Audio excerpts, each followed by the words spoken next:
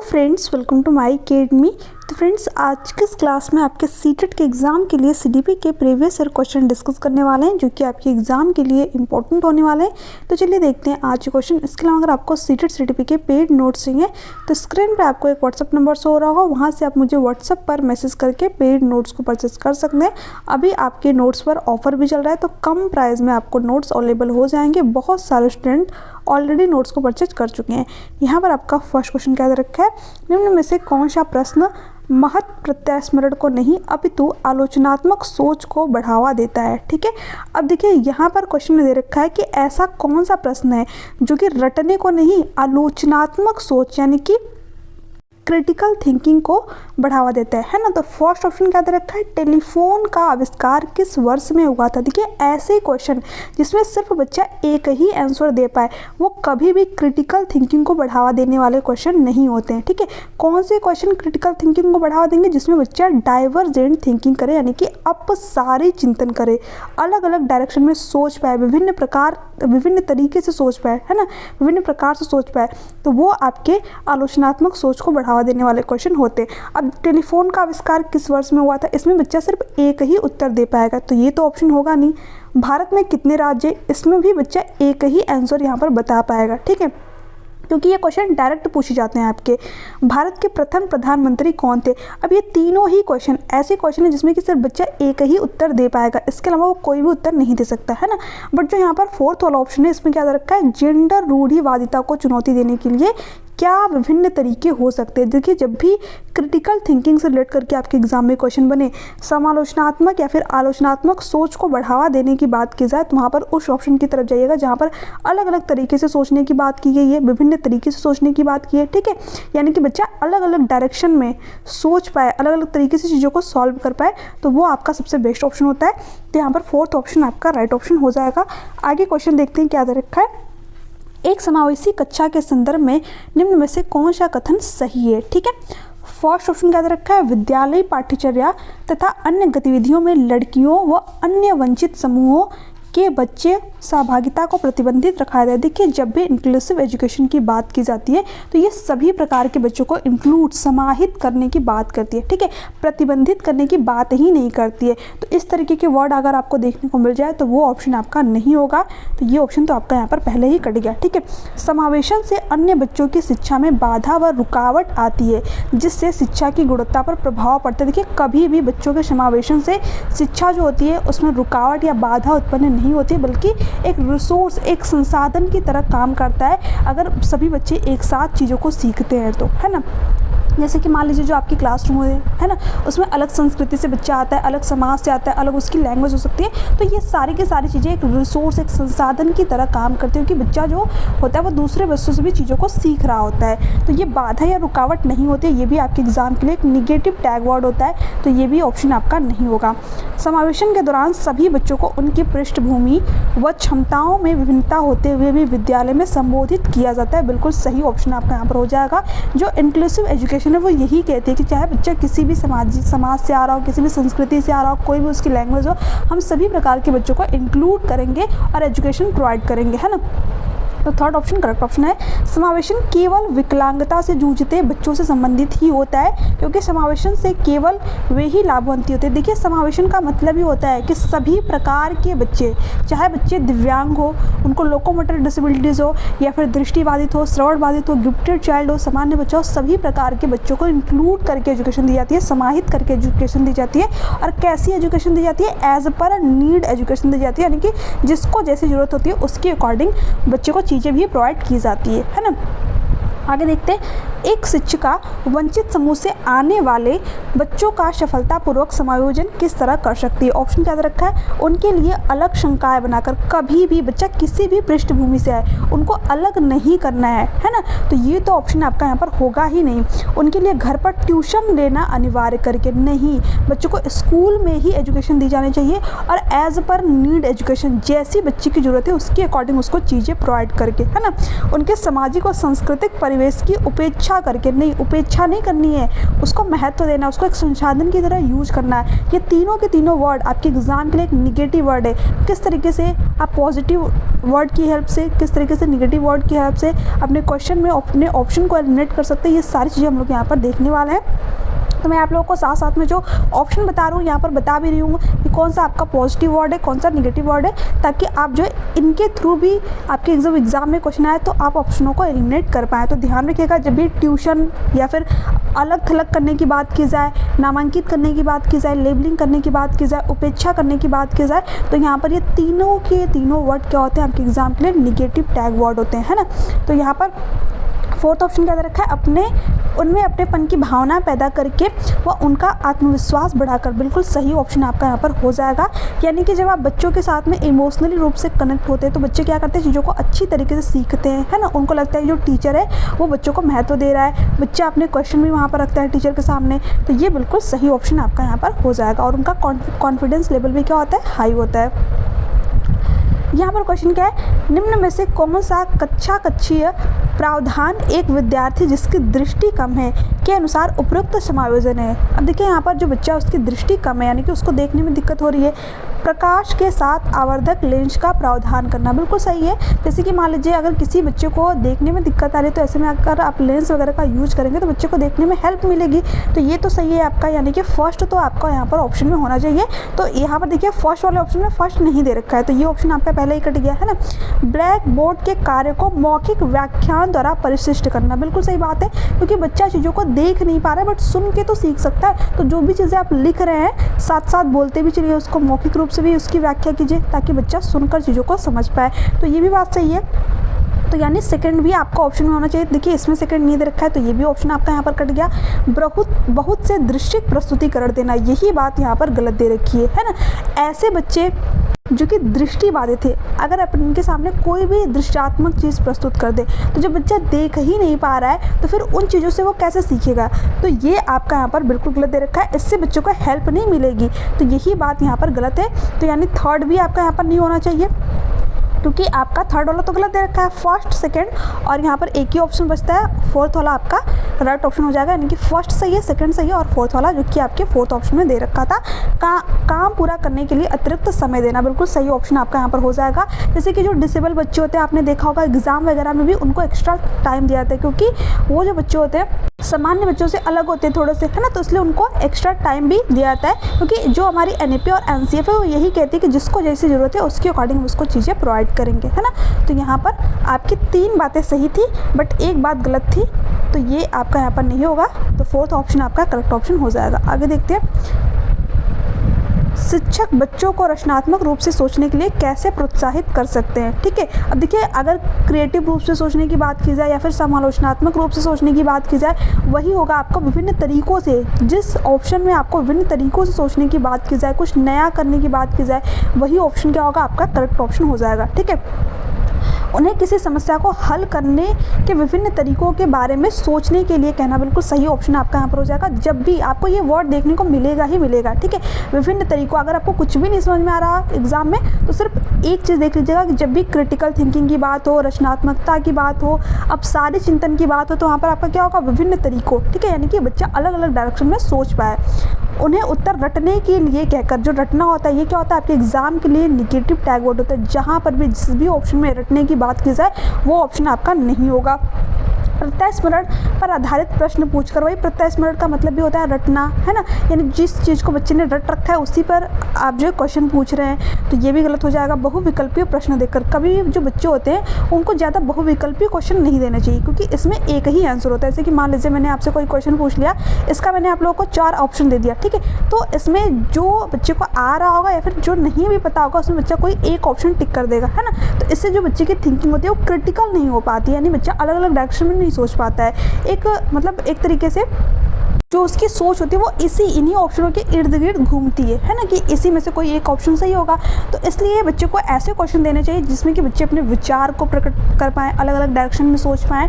तो यहाँ पर फर्स्ट ऑप्शन आपका करेक्ट ऑप्शन हो जाएगा। आगे क्वेश्चन देखते हैं, क्वेश्चन क्या दे रखा है। ये सारे क्वेश्चन तो आपके हो गए, यहाँ पर ये वाला देखते हैं। ठीक है, एक समावेशी कक्षा में कौन सा शिक्षा शास्त्र विद्यार्थियों के सीखने में बाधक होगा। ठीक है, यहाँ पर देखिए निगेटिव डायरेक्शन में आपका क्वेश्चन पूछ रखा है, यानी कि बाधक होगा। ठीक है, हेल्प नहीं करेगा।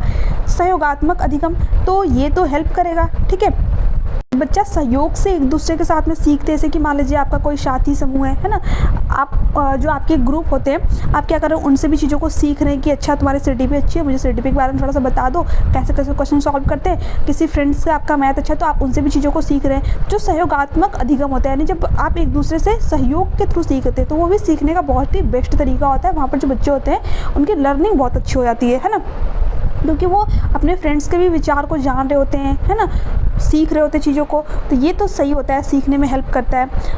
परवाह व समानुभूति पर आधारित संस्कृति, बिल्कुल सही बात है। देखिए सहानुभूति अलग होता है। सहानुभूति का मतलब क्या हो गया, जैसे कि मान लीजिए किसी बच्चे को डिसेबिलिटीज है कोई, है ना, तो आप उस पर दया दिखा रहे हैं, ये होता है आपका सहानुभूति, जो कि बिल्कुल गलत होता है। इससे बच्चों को लगता है कि मतलब वो बहुत ही कमज़ोर है या फिर वो कुछ कर नहीं पाएगा, तो सहानुभूति नहीं दिखानी है आपको, समानुभूति। समानुभूति का मतलब क्या होता है, जब आप खुद उस बच्चे की जगह रखकर खुद को सोच पाएँ, है ना, कि अगर मेरे साथ ऐसा हुआ होता तो मैं क्या करता, तो ये होता है आपका समानुभूति, है ना। तो ये आपका यहाँ पर सही रखा है। जब आप समानुभूति की भावना लेकर के चलते हैं कि अगर मैं यहाँ पर होता तो क्या करता, या फिर मैं यहाँ पर होती तो क्या करती, तब जो बच्चा होता है उसको सीखने में हेल्प मिलती है। ठीक है, तो ये भी बात सही है। मानकीकृत निर्देश, यही यहाँ पर गलत दे रखा है, यानी कि जैसे कि मान लीजिए जो क्लासरूम होता है उसमें अलग अलग तरीके के बच्चे होते हैं। कुछ बच्चे जल्दी चीज़ों को सीखते हैं, कुछ बच्चे थोड़े से धीमे गति से चीज़ों को सीखते हैं, कुछ बच्चों को एक ही बार बताने में समझ में आ जाता है, कुछ बच्चों को 2 से 3 बार बताने में भी समझ में नहीं आता है। तो ऐसे में अगर जब मानकीकृत जो निर्देश होता है, ये क्या कहता है कि हम सभी को एक ही तरीके से पढ़ाएं, एक ही तरीके से आकलन करें,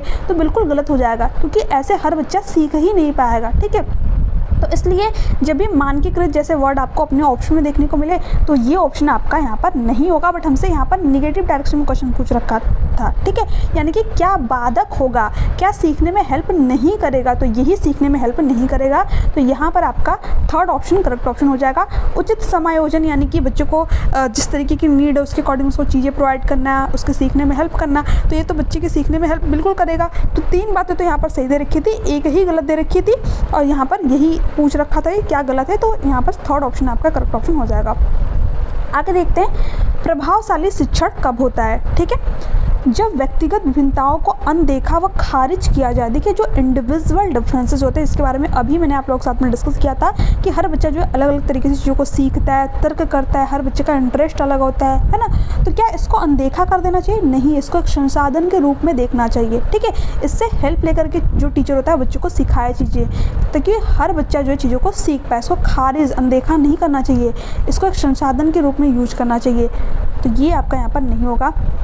जब संप्रत्ययों को अमूर्त बनाकर वह असंदर्भित तरीके से पढ़ाया जाए। देखिए जो संप्रत्यय होते हैं इनको मूर्त से अमूर्त की तरफ पढ़ाया जाना चाहिए, यानी कि जो बच्चा पहले से देख रखा है, चीज़ों को जानता है, टच एंड फील करता है, आप पहले उसको वो सारी चीज़ें बताइए, फिर उनसे रिलेट करके आप बच्चों को एब्स्ट्रैक्ट थिंकिंग करने को बोलिए, यानी कि जो बच्चे ने चीज़ें अपने आसपास नहीं देख रखी है। ठीक है, तो मूर्त से अमूर्त की तरफ बच्चे को एजुकेशन प्रोवाइड करना चाहिए, यानी कि पहले जो बच्चा देख सकता है, जो उसके सामने चीज़ें प्रेजेंट है, आप उनका एग्जाम्पल दीजिए। उसके बाद में जो बच्चा चीज़ों को नहीं देख रहा है, आप उसका एग्जाम्पल दीजिए। ठीक है, तो पहले ही अमूर्त बनाकर ये गलत हो जाएगा। ठीक है, और असंदर्भित तरीके से बच्चों को कभी भी नहीं पढ़ाना है, संदर्भ में पढ़ाना है। संदर्भ में पढ़ाने का मतलब क्या होगा? जो उनके रियल लाइफ है, जो वास्तविक घटनाएं है ना, जो बच्चे अपने आसपास चीज़ों को देख रहे हैं, सुन रहे हैं, आप उनसे रिलेट करके बच्चों को एग्जाम्पल दीजिए, ताकि बच्चा चीज़ों को अच्छी तरीके से रिलेट कर पाए, चीज़ों में संबंध खोज पाए। तो ये सीखने का बहुत ही बेस्ट तरीका होता है, एक प्रभावशाली शिक्षण होता है। बट यहाँ पर तो दोनों ही गलत बातें कर रखी है, तो ये नहीं होगा। जब कक्षा का वातावरण भय और तनाव पर आधारित हो। देखिए जो कक्षा का वातावरण होना चाहिए वो भय मुक्त होना चाहिए। ठीक है, भयपूर्ण नहीं होना चाहिए। यहाँ पर दे रखा है भय और तनाव पर आधारित है, यानी कि बच्चा डरा हुआ है, स्ट्रेस में चीज़ों को सीखने के लिए कि अच्छा अगर मैंने नहीं सीखा तो टीचर से डांट पड़ेगी या फिर टीचर से मार पड़ेगी, है ना। तो ये बिल्कुल गलत तरीका होता है। जो कक्षा का वातावरण होना चाहिए वो भय मुक्त होना चाहिए। बच्चे अपने क्वेश्चन को पूछे, डिबेट करें, चर्चा करें आपस में, है ना, एक्टिव लर्निंग करें। तो ये तीनों बातें यहाँ पर गलत दे रखी है। जब सीखने में संयोगों के प्रयोगों को स्वीकार व संबोधित किया जाए, बिल्कुल सही ऑप्शन आपका यहाँ पर हो जाएगा। यानी जो बच्चे के इमोशंस होते हैं उनको स्वीकार किया जाए, ठीक है, उनको संबोधित किया जाए, तो ये आपका जो है एक प्रभावशाली शिक्षण वहाँ पर होता है। जैसे कि मान लीजिए कुछ बच्चे होते हैं जो कि बात बात पर मतलब गुस्सा हो जाते हैं, या फिर चीज़ों को सीखना नहीं चाहते हैं, तो वहाँ पर आपको ये चीज़ समझनी पड़ेगी कि बच्चे के अंदर इंडिविजुअल डिफरेंसेस उनको किस तरीके से समझाया जाए, कौन से मेथड का यूज किया जाए ताकि बच्चा क्लासरूम में इंटरेस्ट ले, है ना, क्योंकि छोटे छोटे बच्चे होते हैं।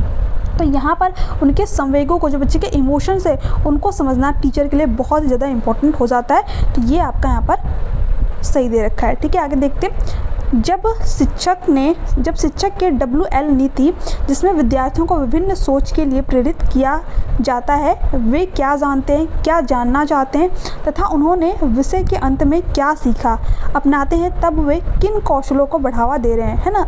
ऑप्शन क्या दे रखा है, अधिसंज्ञान, याद रखना व प्रत्यास्मरण। मैंने आप लोगों को बताया था याद रखने की बात की जाए, प्रत्यास्मरण की बात की जाए, तो ये आपका ऑप्शन कभी भी नहीं होगा। ठीक है, अनुकरण, देखिए जो नकल से सीखने की बात करते हैं ये आपके व्यवहारवादी करते हैं। ठीक है, तो ये भी नहीं होगा। अनुबंधन, कंडीशनिंग का मतलब क्या होता है, वही कहीं ना कहीं इसका संबंध आपके रिवॉर्ड और पुरस्कार से आपका होता है, मतलब पुरस्कार और दंड से होता है। ठीक है, रिवॉर्ड और पनिशमेंट से। इसकी बात आपके व्यवहारवादी ही करते, तो ये भी ऑप्शन नहीं होगा। तो सिंपल सा आपका यहाँ पर फर्स्ट ऑप्शन हो जाएगा। इस चीज़ को जरा यहाँ पर समझिए। वैसे तो मैंने आप लोगों को यहाँ पर ऑप्शन एलिमिनेट करना बताया, बट देखिए जब भी जो बच्चा है अपनी खुद की थिंकिंग के ऊपर थिंकिंग करे तो वहाँ पर क्या होता है, मेटाकॉग्निशन, अधिसंज्ञान होता है। और यहाँ पर सिंपल सा दे रखा है, विद्यार्थियों को विभिन्न सोच के लिए प्रेरित किया जाता है, वे क्या जानते हैं, क्या जानना चाहते हैं तथा उन्होंने विषय के अंत में क्या सीखा। जैसे कि मान लीजिए आप सीटेट का मॉक टेस्ट दे रहे हैं, है ना, उसमें आपके यहाँ पर 90 से लेकर के 100 तक नंबर आ रहे हैं। ठीक है, तो फिर आप सोच रहे हैं कि अच्छा मैंने कहाँ पर गलती की, आपको नंबर लाने हैं यहाँ पर 120, है ना।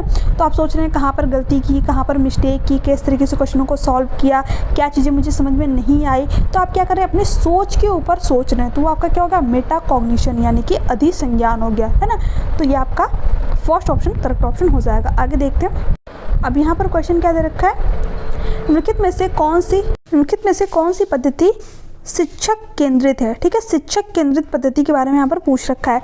सहयोगात्मक शिक्षा, ये तो चाइल्ड सेंटर्ड एजुकेशन होती है, बाल केंद्रित विधि के अंतर्गत आ जाती है, जब बच्चा एक दूसरे के सहयोग के साथ में चीज़ों को सीखता है। ठीक है, अवधारणा मानचित्र, ये भी आपका जो चाइल्ड सेंटर्ड एजुकेशन होता है उसमें चीज़ों को प्रेजेंट किया जाता है, जो कॉन्सेप्ट मैपिंग होती है ना। प्रयोगों का संचालन, जो बच्चे होते हैं वो एक्सपेरिमेंट के थ्रू सीखते हैं, एक्टिव होकर के सीखते हैं। तो ये सारे के सारे जो आपकी चीज़ें दे रखी हैं ये आपकी चाइल्ड सेंटर्ड एजुकेशन यानी कि बाल केंद्रित शिक्षा के अंतर्गत आ जाएंगी। बट यहाँ पर दे रखा है व्याख्यान। व्याख्यान क्या होता है, आपका टीचर सेंटर होता है। जो टीचर होता है वो क्या करता है, व्याख्या देता है, बच्चे सिर्फ चीज़ों को सुनते हैं, है ना। तो यहाँ पर इसी के बारे में पूछ रखा था, तो सेकेंड ऑप्शन आपका करेक्ट ऑप्शन हो जाएगा।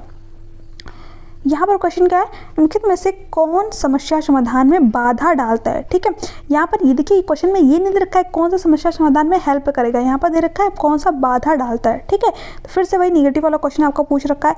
समस्या समाधान में शामिल विभिन्न चरणों के बारे में बोलकर सोचना। देखिए ये तो समस्या समाधान में हेल्प करेगा, जब आप चीज़ों को बोल रहे हैं फिर उसको सुन रहे हैं, है ना। जो समस्या समाधान से रिलेटेड चरण होते हैं आपके, 4 चरण होते हैं, आप सभी को पता ही होगा यहाँ पर, है ना। तो ये हेल्प करेगा, ये बाधा नहीं डालेगा। सुलझाए हुए उदाहरणों पर चिंतन करना, यानी जो बच्चे ने उदाहरण को सुलझाया वो सही हैं या फिर नहीं सही हैं। ठीक है, किस तरीके से उनको सॉल्व किया गया उस पर चिंतन करना, तो ये भी समस्या समाधान में हेल्प करता है ना। समस्या का प्रतिनिधित्व करने के एक तरीके पर अटक जाना, ये बात यहाँ पर गलत हो जाएगी। जब भी आप किसी समस्या को सॉल्व करें और एक ही तरीके पर अटक जा रहे हैं कि हम तो इसको इसी तरीके से सॉल्व करते हैं, तो ये समस्या समाधान में बाधा वाली चीज़ होती है। जैसे कि मान लीजिए आपके सामने कोई नई सिचुएशन क्रिएट हो गई, तो फिर आप उसको कैसे सॉल्व करेंगे, है ना। तो जब आप समस्या को किसी एक ही तरीके से बार बार सॉल्व करते हैं तो ये समस्या समाधान में बाधा डालता है, हेल्प नहीं करता है आपको। तो यही बात गलत है और यही आपके यहाँ पर करेक्ट ऑप्शन हो जाएगा। साथियों के साथ विचार मंथन और चर्चा करना, तो ये देखिए समस्या समाधान में हेल्प करता है। जब आप अपने साथियों के साथ में अपने समस्या को साझा करते हैं, उस पर ब्रेन स्टॉर्मिंग यानी कि विचार मंथन करते हैं कि अच्छा इसको किस तरीके से सॉल्व कर सकते हैं। तो आप कुछ अलग सोच सकते हैं, आपके फ्रेंड्स अलग सोच सकते हैं, वहाँ पर अपने विचारों का आदान प्रदान करेंगे। ठीक है, तो आपको नई नई चीज़ें सीखने को मिलेंगी, आपका जो थिंकिंग होता है वो अलग अलग डायरेक्शन में होगा वहाँ पर, है ना। तो ये भी क्या होता है, समस्या समाधान में हेल्प करता है। तो यहाँ पर क्या हेल्प नहीं करेगा, थर्ड वाला। आगे देखते हैं, स्वयं को एक ज्ञाता के रूप में समझने की क्षमता क्या कहलाती है। तो फिर से वही आपका क्या हो जाएगा, मेटाकॉग्निशन। ठीक है, अधिसंज्ञान, जब भी स्वयं को ज्ञाता के रूप में यानी कि आप कितना जानते हैं, कहाँ पर आपके सीखने में कमी रहेगी, जब आप खुद के बारे में चिंतन करें तो आपका क्या होता है, मेटाकॉग्निशन होता है। सिंपल सा है। अनुकूलन कंडीशनिंग आपका यहाँ पर होगा नहीं, नियमन की यहाँ पर बात ही नहीं की जा रही है। अनुकरण मैंने आप लोग को बताया, इसमें जो अनुकरण वगैरह की बात है आपके व्यवहारवादी करते हैं, जिसका कि यहाँ पर कोई मतलब नहीं, क्योंकि यहाँ पर ये नहीं कर रखा कि बच्चा अनुकरण या फिर इसके थ्रू चीज़ों को सीख रहा है, जिसकी बात आपके स्किनर या फिर थॉर्नडाइक करते हैं। ठीक है, तो यहाँ से आपके एग्जाम में CDP में क्वेश्चन नहीं आते, हिंदी पेडागोजी में 1-2 क्वेश्चन आपको देखने को यहाँ से मिल सकते हैं। आगे देखते हैं, छात्रों को अपनी सोच में वैचारिक परिवर्तन करने में सक्षम बनाने के लिए एक शिक्षक को व्याख्यान प्रणाली से स्पष्टीकरण करना चाहिए। नहीं, कभी भी जो टीचर है उसको व्याख्यान के थ्रू चीज़ों को नहीं सिखाना चाहिए। बच्चा खुद किसी एक्टिविटी को करके सीखे, लर्निंग बाय डूइंग करे, है ना। तो ये आपका नहीं होगा। छात्रों के साथ चर्चा करना और उदाहरण एवं गैर उदाहरण पेश करना चाहिए। ठीक है, ये बात तो यहाँ पर सही लग रही है। ठीक है, तो इसको देखते हैं हम लोग यहाँ पर। बच्चों को उनकी सोच बदलने के लिए पुरस्कार प्रदान करने चाहिए। कभी भी बच्चों को, ठीक है, बार बार पुरस्कार या फिर बार बार दंड नहीं दिया जाना चाहिए। पुरस्कार भी कैसे दिया जाना चाहिए, जैसे कि गुड कह सकते हैं आपकी, अच्छा तूने बहुत अच्छा किया, ठीक है, एक्सीलेंट कह सकते हैं। बट जो भौतिक पुरस्कार होते हैं वो बच्चे को नहीं दिया जाना चाहिए, क्योंकि जब आप उनको भौतिक पुरस्कार, कोई रिवॉर्ड वगैरह प्रोवाइड करते हैं तो फिर बच्चे को पुरस्कार की आदत हो जाती है। जब तक उसको पुरस्कार मिलता है वो चीज़ों को सीखना चाहता है, जिस दिन उसको पुरस्कार मिलना बंद हो गया उसका सीखने में फिर मन नहीं लगता है, वो चीज़ों को सीखना ही नहीं चाहता है ना। तो यहाँ पर ये गलत होता है। बच्चों को खुद से सोचने के लिए हतोत्साहित करना चाहिए। नहीं, खुद से सोचने के लिए प्रोत्साहित करना चाहिए। जैसे कि मान लीजिए बच्चे को आपने कोई क्वेश्चन दिया, फिर आप उसको कह रहे हैं कि आप इसको किस तरीके से सॉल्व कर सकते हैं, ठीक है, या फिर कोई प्रॉब्लम है तो आप उससे पूछ रहे हैं कि क्या इसका समाधान हो सकता है, ठीक है, आप अपने अकॉर्डिंग बताइए। तो यहाँ पर बच्चे को खुद सोचने के लिए प्रोत्साहित करना चाहिए ताकि उसकी थिंकिंग डेवलप हो। तो यहाँ पर 3 बातें गलत दे रखी है, एक ही बात सही है। सेकंड ऑप्शन, जो छात्र होते हैं उनको उदाहरण और गैर उदाहरण पेश करना उनके सामने, से कि आपने बच्चों को कोई चीज़ समझाई, उसको समझ में नहीं आ रही तो उसको एग्जाम्पल दीजिए, ठीक है।